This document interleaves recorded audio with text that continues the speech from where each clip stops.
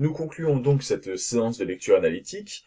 Alors la carte mentale dont vous avez le corrigé ici sous les yeux, je vous demande de la lire, de regarder dans le détail les éléments que j'y ai proposés, que j'y ai analysés, mais surtout ne la recopiez pas, ce serait une perte de temps pure, je ne vous demande pas d'écrire cela. Vous avez au verso de votre feuille votre propre réflexion, ça a donné ce que ça a donné, tant pis si vous avez bloqué, mais l'important c'est que vous ayez réfléchi au texte, que vous ayez cherché à le comprendre, et donc nous allons ensemble conclure. Je vous demande de retourner votre feuille, vous allez au recto. Pour l'instant, vous aviez écrit simplement le titre et la situation du passage, vous sautez 2 lignes, vous écrivez conclusion, que vous soulignez s'il vous plaît. Et donc on y va.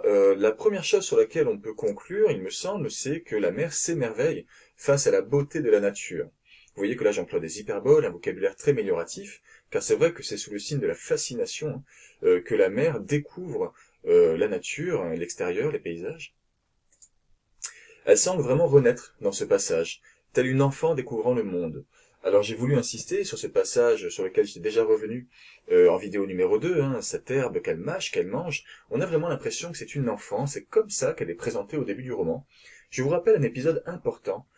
Avant cette sortie, Najib et Driss lui ont acheté une tenue pour qu'elle puisse se montrer en public, une robe et des chaussures. Seulement, elle ne parvient pas à marcher, et ce sont ses enfants qui vont l'entraîner et lui apprendre à marcher avec ses chaussures qu'elle ne parvient pas à maîtriser. Sur le plan symbolique, c'est très fort. C'est une inversion des rôles où ce sont les fils qui apprennent à leur mère à marcher. On a vraiment affaire à une femme enfant au début du roman et l'auteur insiste beaucoup là-dessus. Elle semble donc ici en harmonie, en communion réelle avec la nature qui la fait revivre. C'est un détail que je n'ai pas placé dans la lecture analytique, mais qui a peut-être attiré votre attention quand vous-même vous y avez réfléchi, quand la mer est comparée à un fantôme qui se déplace sur la pelouse.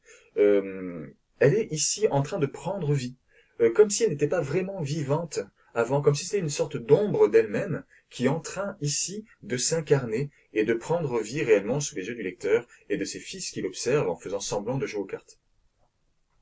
Alors, dernier élément important, c'est quelque chose qui apparaît à plusieurs reprises dans le roman, mais c'est peut-être ici que c'est le plus flagrant, en tout cas sur la première partie, l'auteur critique la société.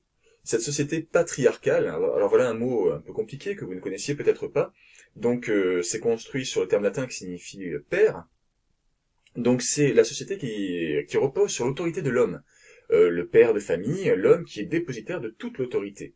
Et il y a également une critique de la religion. C'est discret, c'est juste un mot, religieusement, point. Mais cette phrase non verbale, elle est lourde de sens. La religion accorde à la femme une place que l'auteur critique et conteste. Donc voilà ce sur quoi nous pouvions conclure cette séance. Je vous demande donc d'écrire cela, sans recopier la carte mentale, je répète, et sollicitez-moi par mail s'il y a des difficultés persistantes.